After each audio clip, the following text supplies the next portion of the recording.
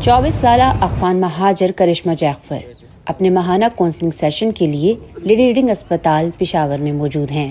वो 2021 में अफगानिस्तान पर तालिबान कंट्रोल के बावजूद मज़ाहिमत के तौर पर अपना मुल्क छोड़ने के लिए कतन तैयार नहीं थीं और ये मज़ाहिमत उन्होंने 3 साल तक जारी रखी। तालिबान की जानिब से बार बार जान से मारने की धमकियों के बाद बिलाखिर 4 माह कबल उन्होंने पेशावर में पनाह ली। यहाँ आने के बाद वो अकेलेपन का शिकार हुई तो अफगानिस्तान में पीछे रह जाने वाली माँ और 5 बहनों की जिंदगी के हवाले से खदशात और मुस्तकबिल के खौफ ने इन्हें जहनी मसाइल से दो चार कर दिया।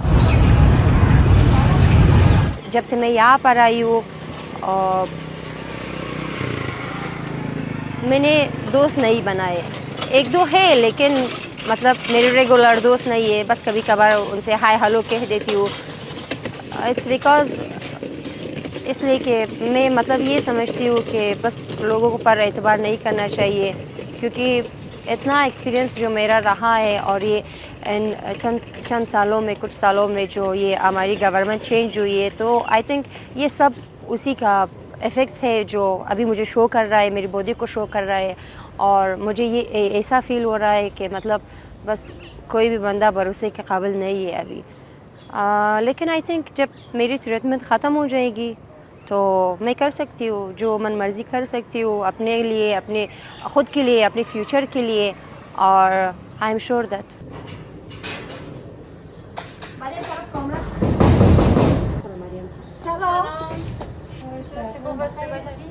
करिश्मा आज अपनी हमवतन मरियम के घर इनसे मुलाकात के लिए आई हैं, जो अफगानिस्तान की मारूफ रग्बी प्लेयर रह चुकी हैं। बज़ाहिर तो ये 2 मुख्तलिफ इंसान हैं, लेकिन इनकी कहानी बिल्कुल एक जैसी है। माजी को याद करती, कभी हंसती, कभी अफसुर्दा हो जाती मरियम भी 2.5 साल से ज़हनी सेहत के मसाइल से दो चार हैं।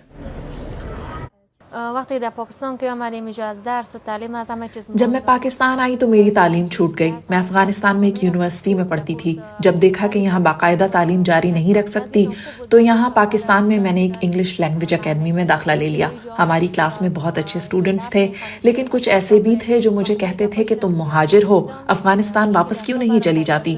इन सब बातों से मैं बहुत परेशान रहने लगी, जिसकी वजह से मेरी जहनी सेहत खतरे में पड़ गई।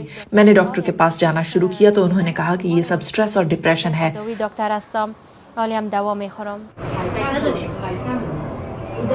रग्बी चैंपियन के कपकपाते हाथ और बात करते करते भूल जाना माँ के लिए इंतहाई अजियत का बाइस है। वो अपनी बेटी को पहले जैसा देखना चाहती हैं।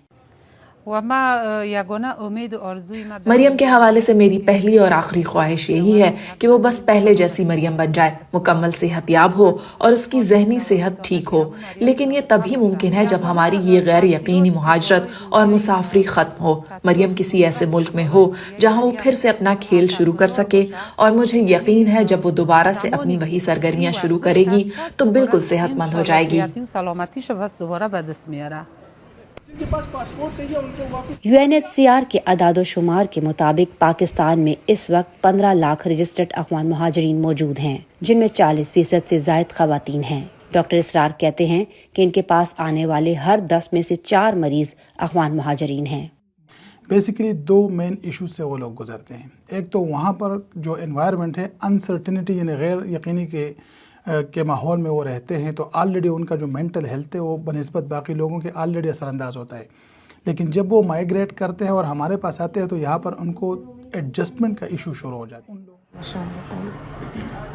करिश्मा का कहना है कि पाकिस्तान में अफगान महाजरीन पर मुस्तकिल क़याम के दरवाजे बंद होते जा रहे हैं, लिहाजा वो और इन जैसी दीगर तालीम याफ्ता खवातीन अपने वतन में साजगार माहौल होने या फिर दीगर ममालिक में पनाह की दरख्वास्तों के जवाब मिलने तक ऐसी ही बेयकीनी और जहनी कैफियत में मुब्तला रहेंगी।